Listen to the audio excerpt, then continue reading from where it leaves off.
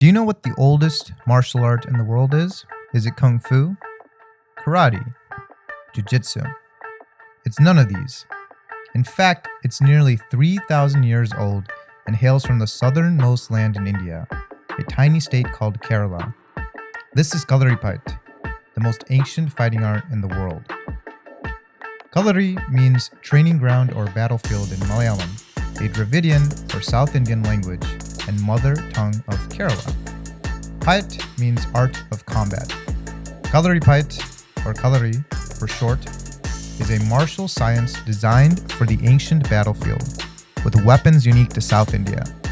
It's tied closely to the yogic, dance, and performing arts of South India, and is, to no surprise, inspired by Hindu philosophy and Ayurvedic medicine. In the state of Kerala, warriors from all castes, religions, and genders practice Kalari.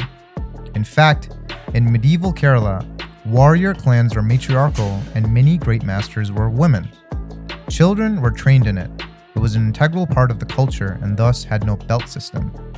Kalari is unique in its intense focus on pressure points, known as marma, and the fact that practitioners are trained in weapons first and then only in barehanded techniques. Warriors would wear light armor to maintain their flexibility, were trained in medicine and philosophy, and only advance with the approval of their guru. Again, quite different from other forms of martial arts. The mythological origins of Kalaripayattu are steeped in ancient Hinduism. The major god Vishnu, member of the Hindu Trinity, comes down to earth in different forms known as avatars to restore cosmic order. His sixth form, the immortal Parashurama, came down to earth in the form of an angry warrior sage. A member of the Brahmin, or priestly and scholarly caste, he kills off all the warrior class, or Kshatriya, that were terrorizing and abusing earth. After defeating all these warriors, Parashuraman threw his axe far into the sea and the ocean waters receded, revealing the land of Kerala, which is now known as God's own country.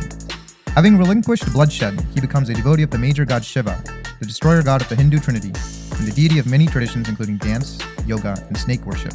Parashurama learns martial arts from Shiva, establishes the first 108 Kalaris, or training centers, and teaches the first 21 Kalari gurus in Kerala, going on to become the guru of the most accomplished warriors in Hindu mythology.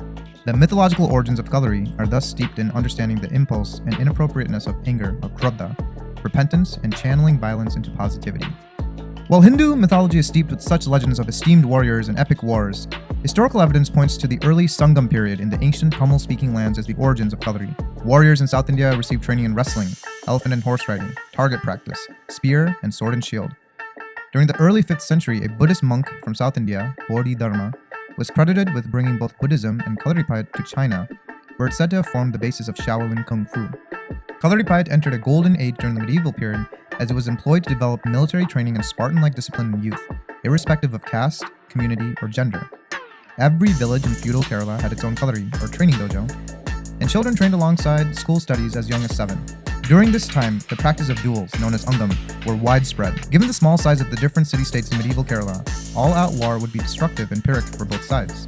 Disputes were thus settled by hiring champions from different Kalaris to fight on a chieftain's behalf to settle the dispute in public. The rise of angam culture celebrated in the Vadakan Patakal, or northern ballads, which sing tales of semi-legendary warriors, both male and female, and praise the virtues of valor, chivalry, and idealism. The golden era of Kalari came to an end with the European invasion, starting with the Portuguese. The last major resistance in Kerala came from Kerala Varma Parasi Raja, the warrior prince of the kingdom of Kottayam in Malabar, northern Kerala. He led a several decade-long guerrilla campaign in the jungles and hills of Wayanad against the British East India Company, which had started imposing exploitative taxes and practices on locals. From British accounts, Parasi Raja was admired widely for his novel exploits. He led all major military action, recruited not just from the warrior Nair caste, but from all groups including peasants, shopkeepers, merchants, artisans, and forest tribes, and led the longest insurgency against the British in Indian history. However, in 1805, the British finally killed him in battle and outlawed Kalaripayattu in Kerala, closing all the major schools. As such, we have lost a significant amount of the martial aspects of this art and are lucky that it survives today at all. Kalaripayattu is taught in a specialized training ground known as a Kalari. The location and construction of each Kalari is built in accordance to Hindu architectural texts such as the Vastu Shastra. Specifications are made regarding the physical dimensions of the Kalari, how deep the ground in the Kalari must be, along with the material that the floor must consist of. Puthara, or flower ground, is a 7-step raised platform with a warrior mother goddess at the top. The 7 steps represent the 7 sacred elements of the human body as per Ayurvedic or Indian medical traditions. Next to this is an area reserved for the worship of Ganesh, the Hindu deity who removes obstacles, and an area to revere the guru of the Kalari, who himself or herself represents the tradition of Gurukuls who preserve Kalaripayattu throughout the ages. Before every training session, salutations are provided to the presiding deities and obedience is paid to the Kalari temple. The traditional training uniform used in Kalaripayattu is a loincloth that is either red and white or red and black. Oral commands or vaitari are given by the guru during training in Sanskrit or Malayalam. While following tradition is important, Gurukuls have contributed to the progress of this art via their experience and reasoning. Development and mastery comes from the tradition of constantly learning, adapting, and improving the techniques. And as such, Kalaripayattu is truly hybrid and always evolving because each enemy is always different. There are 2 major styles: Northern, which focuses on elegant and flexible movements, evasions, jumps, and weapons training, and Southern, which specializes in hard impact-based techniques with an emphasis on hand-to-hand combat and pressure point strikes. Training is usually done in 4 stages, the first being Meipayat, or training stances, and then Goltari, or wooden weapons, Angatari, metal weapons, and finally Verumkai, or bare-handed combat. Practitioners train in all matter of Indian weaponry, from the gada or mace to the urmi or flexible sword. Then to the most level-headed of students, marma or pressure points are taught. The vital points are intricately tied to a traditional Indian medicine and massage, which are incorporated side by side with Kalari to heal.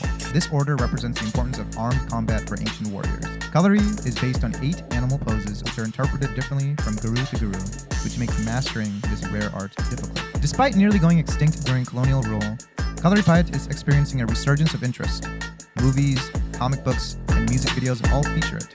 Women, foreigners, and even grandmas are learning Kalari. My hope is that there's enough interest to preserve this ancient and unique tradition.